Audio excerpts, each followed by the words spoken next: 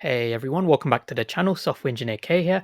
We've got quite a lot of stuff to go through today. So we did have a AMA on Discord with Dan Crovers and Reese, and they went through some really cool, interesting points. I just wanted to touch on a few of those just because they weren't answered, maybe in the best way to help everyone kind of understand exactly where VeVe's kind of going in terms of the transitions.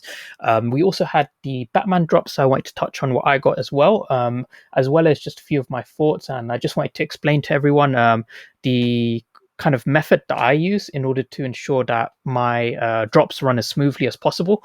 And I also wanted to wrap up on our daily price analysis. So without further ado, we'll go straight into Twitter. So this was a picture that I took, which I thought was pretty cool. So I basically stuck my sleeve there in the Batman Who Laughs pose. And then I just captioned it with, it isn't safe to go alone. Take this with you. And I did also share another article, quite a good one to read. So Pancake Bunny, they had a exploit and they essentially lost 1 billion in valuation because of it. And this is why I am more bullish on OMI, because I'm quite outspoken about a lot of these kind of clone projects.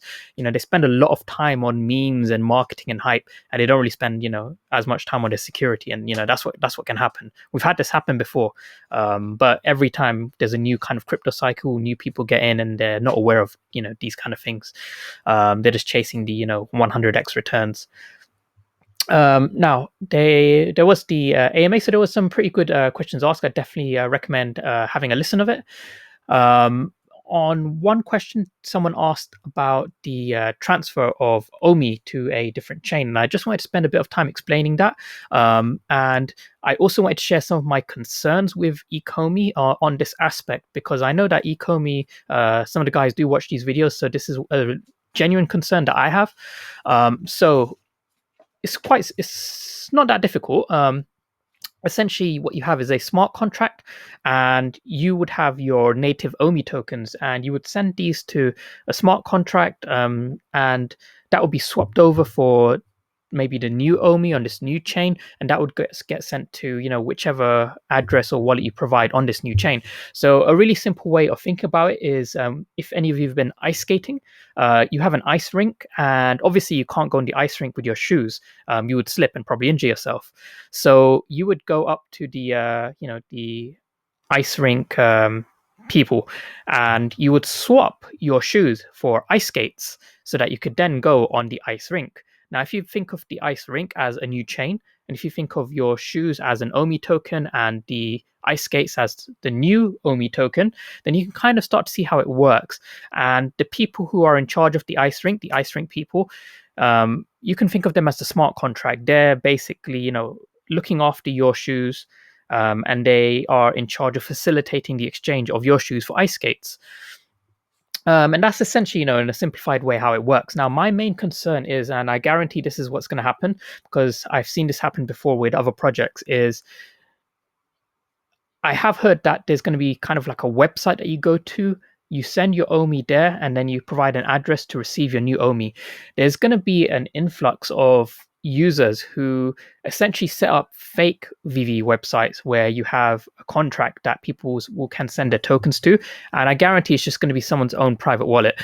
And I've just been thinking of ways where VeVe can kind of, plan ahead, plan around this, because it is all good and well to say, hey guys, this is the one link that you should send your OMI tokens to. All other ones are fake.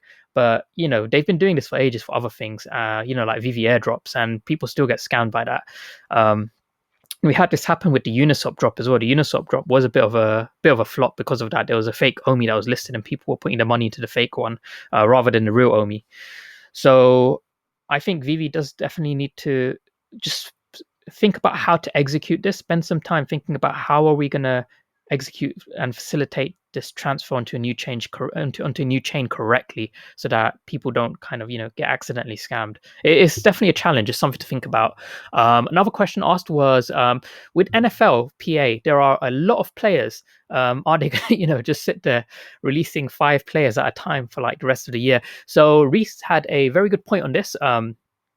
We could have blind boxes, and NFL PA is perfect for blind boxes because you can, purchase a blind box and get a random player. And typically sports brands, you will have loads of players. So blind boxes tend to work really, really well for this. If in the future, hypothetically they do get Pokemon, and they decide to kind of introduce all the Pokemon, first 151, then I think blind boxes would work really well with that. It would be, very similar to booster packs. But that is definitely something really, really cool that I like. The other point I want to touch on is someone asked a question on the buybacks and what impact the buybacks would have. Are they going to do it in one big chunk? Are they going to do it, spread out in smaller transactions? So typically companies, when they do any kind of stock buyback, for example, I imagine it's going to be the same for a cryptocurrency buyback, is they use a tool. So now when I used to work at Bloomberg, there was a tool that I used to kind of help my clients with, which assesses market impact.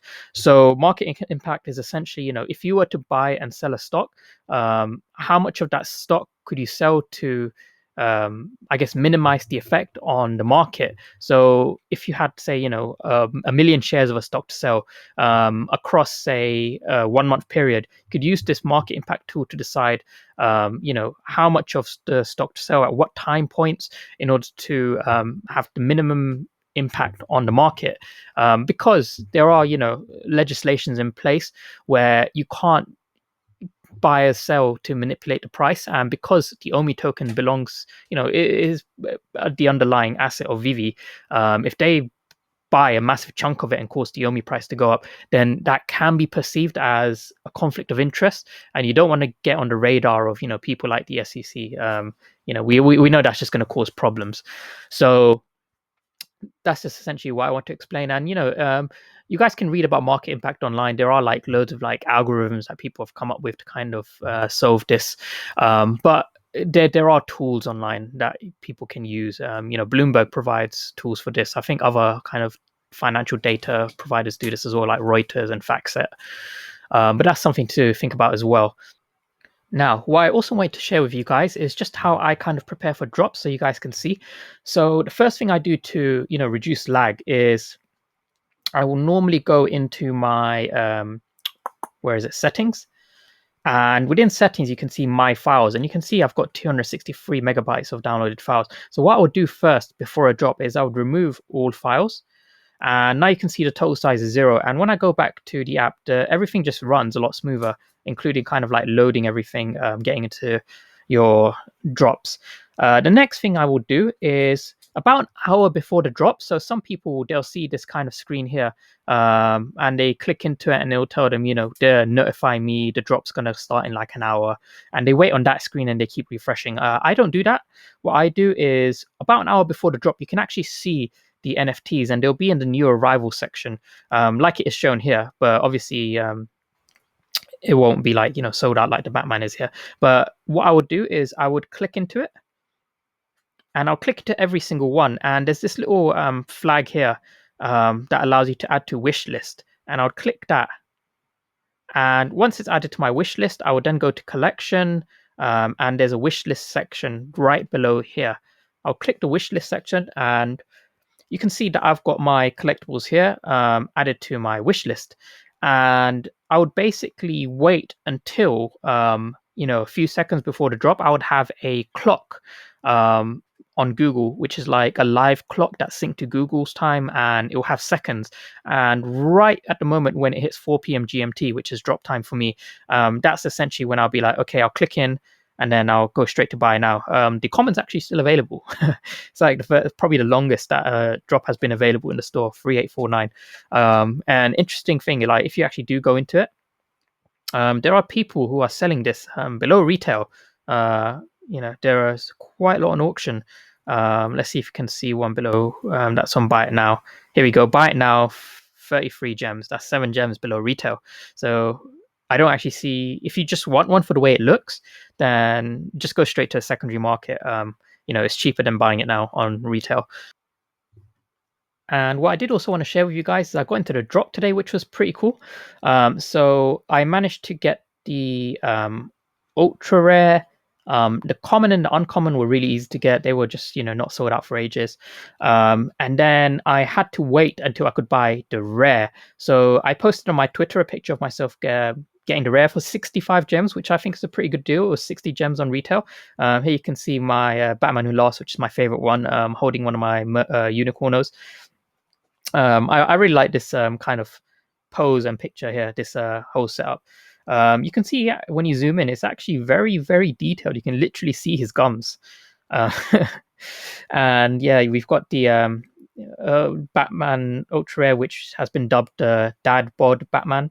But it is a very unique art style by Mike, the guy who kind of designed this. He does the Hellboy stuff. I find the feet a bit weird. It looks like clown feet. And then we've got Robin as well. I believe this is the Damian Wayne version of Robin, so the one who joins the League of Assassins.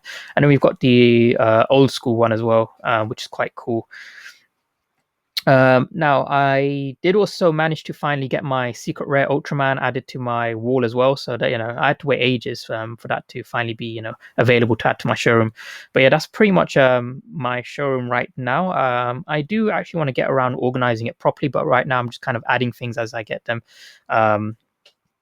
And yeah, so what I did also want to share with you guys is just the daily price analysis as well for today. So we jump straight into that.